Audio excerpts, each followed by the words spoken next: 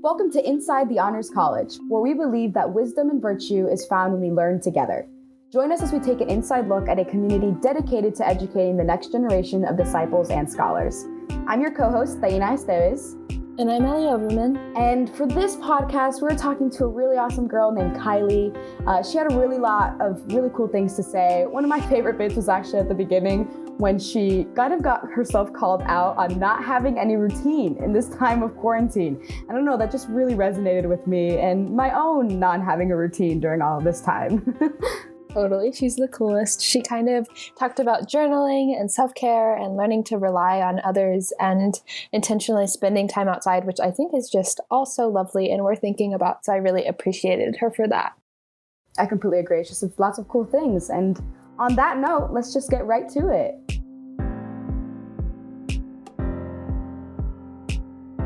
Oh my goodness, hi. It is so good to see you today. Hi, so great to see you too. Yeah, I'm just super excited. For those listening at home, Kylea is my first official interview.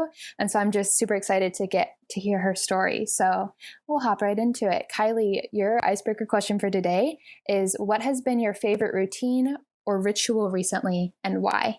Oh, that's a great question. Kind of making me wish that I had a bit more routine in my schedule because it has been, let me tell you, a chaotic semester, but that's okay. One of my favorite things to do though in the morning is eat breakfast right when I get up to kind of set my day off right so I'm not hungry, and just spend some time in reflection and journaling. Normally helps me to kind of get my thoughts straight and get ready for the day. Oh, I love that. Journaling is such a lovely practice. I for sure need to get back into that. What color is your journal? You know, it's multicolored, so mostly just a lot of flowers. I'm a big flower person, so it doesn't have one color. I love that. I love the picture of you getting ready for your morning and eating your breakfast, and you have your multicolored flower journal and you're writing. That is so lovely. I'm glad that that's a rhythm of yours. Okay, so I'm curious to know, how did you hear about the Honors College and why did you decide to be a part of it? Yeah, of course. So I actually heard about the Honors College at first through the various email campaigns that came into my inbox amidst the flow of a bunch of college emails. Honestly, APU was not quite on my radar at the beginning of my college decisions process until I went to the trustees weekend here at APU, and that's where I was really introduced to the Honors College. And so I sat in on a colloquy one day just because I was like, I don't know what the Honors College is. I'd love to learn more. I'm a big reader, writer, old books person. So I sat in and I just fell in love with it. Just the idea of sitting around a table with close friends and faculty talking about these old books and relating them to modern day just really hit me. And so I was like, this is where I'm supposed to be. And honestly, at the time, I was also really desperate for community. And I was looking for people that were going to strengthen me, not only in my academics, but also in my faith. And so I had always gone to a public school for my whole life, and APU is the first Christian school that I've been to. And so that was also a big change, to surround myself with people that were going to shape me in my spiritual walk as well. I love that. I think that reveals a lot about your character also, that you were seeking out community and Christ-centeredness and just a place to have discussions. I think that is so telling of who you are as a person. And I think that's so lovely. So having been a part of the Honors College, what's something that's challenged you, or what have you learned from your experience so far? Yeah, so there's actually been so much that's challenged me as I was thinking about this. I guess the biggest thing would just be my mindset overall. I used to want to put everything into a box and categorize it and label it and color code it and put a bow on it. And through reading these challenging texts, I've been learning a lot more that life is messy and there's not a black and white answer. And a lot of the times the beauty is in the in between of these different authors. And so there's not one right perspective. And so I've just been challenged to dig into the uncomfortability of not knowing and just kind of push forward. So that's been very challenging, but also super fruitful. I love that. Yeah, I relate to that so hard. I used to like need to bento box my life. Is what I say is like I needed it to fit, and these texts are just so challenging that that's kind of not an option. So I love it. I'm not the only one who's kind of had to do that. That's so encouraging. And how has like sitting with that tension and being in these conversations, how has that helped you to grow as a leader? Hmm.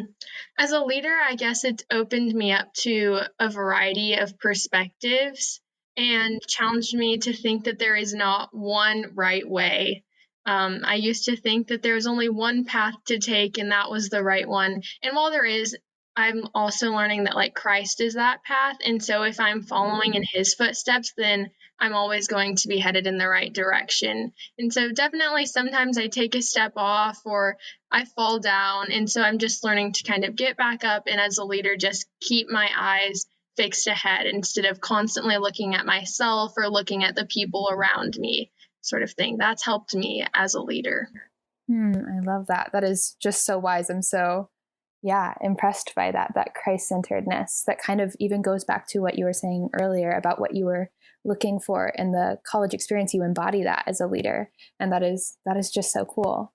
So, as you've been in the honors college for about a year now, if you were talking to a current student, what advice would you give them about the honors college? I'm talking to a current student. I would just tell them to really surround themselves with the community and reach out for help if they need it. I used to be a very independent person, kind of thinking that I wanted to do it all on my own. And I've just been learning that I really do need people around me that are going to pick me up and give me that support and encouragement because you can't do it by yourself and we're not meant to live life by ourselves. And it's such a beautiful thing to have these people around you who want the best for you and really do want you to succeed. So that would be my biggest encouragement. And then on a lighter note, to just go outside because outside is beautiful and it's so helpful for me because I find myself sitting in my room and that really takes a toll on my emotional state and physical state. So going outside, going on a walk, enjoying the sun if you have it where you are is a beautiful thing to do. Yeah, I love that. What has reaching out and like being reliant on people, what does that look like for you? For me, it's been just texting friends and being like, hey, are you able to FaceTime right now? I'm really going through something. Or saying, hey, would you mind praying for me in this area? Or just letting people know what my needs are because otherwise they're not going to know how they can help me. And it's hard for me to, well, I guess I can't expect them to read my mind and kind of know what my needs are. So just reaching out to them and asking for those things or asking for help on an assignment, whatever that may look like. Everyone's different, but that's what's been good for me. Yeah, I love that. I think intuitively, at least for me, I expect people to understand what I need. And I've also kind of had to struggle with like, no, let's communicate that. So it's so cool that you're learning that. I think that's such an important tool relationally and also just like educationally, right? Like we need help on assignments and we're meant to do them together. And that's kind of the the framework that colloquy functions under, right? Is like we have to be reliant on each other to understand these texts. So I think it's so cool that you're learning that in your personal life as well. That is just so lovely. And then you also talked about getting outside.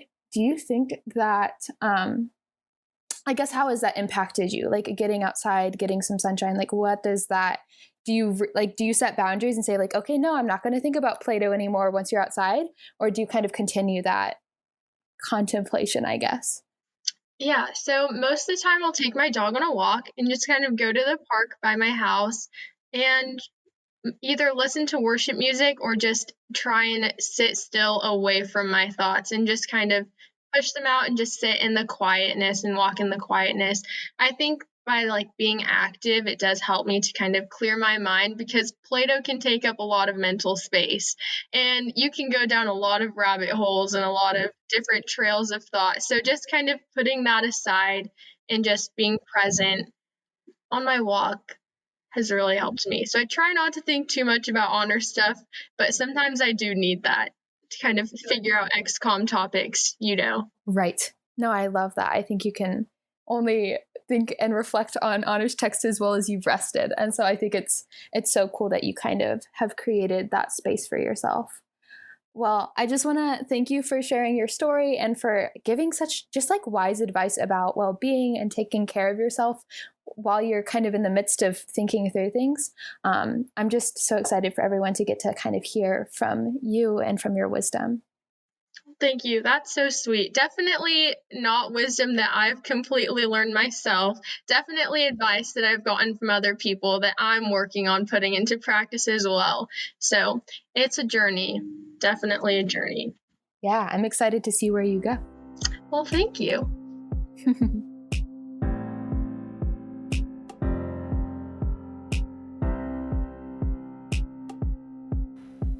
Man, it's always such a pleasure getting to listen to people who are just have that Christ-centeredness in the stuff that we're talking about, you know? I think the Honors College, a huge part of the Honors College is that faith integration component.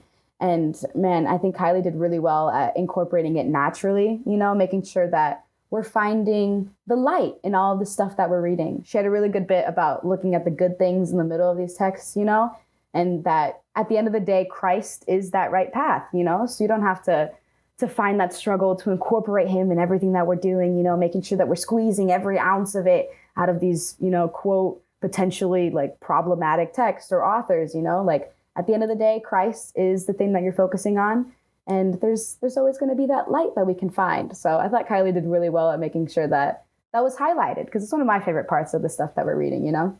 Mm-hmm. Yeah, I love that. And I think also just like this idea that we can rest and not have it all figured out all at once. Yeah. I think that's the really comforting and lovely thing about this faith integration, right? Is that like anytime we're talking about truth, we know that it's constant and that God is kind of mending us into this framework. And so I thought that was just so lovely. I also loved that she talked about nature. That's been a big deal for me this year. I love going outside, and I've realized that like sometimes understanding and grasping truth and finding God in that, sometimes that's really overwhelming. And so going outside and like the simplicity of seeing God in nature has been just a real blessing to me this year. So I loved that she got to talk about that some. Absolutely. I think one of the places that I end up seeing God the most sometimes is in nature, you know, just like you mentioned, like that simplicity that just like it's there. I think nature's, I could talk about it forever, but me being me, I don't go outside. I don't do it. I don't look at it and be it a lot, but I can appreciate it very much. So I think from the inside.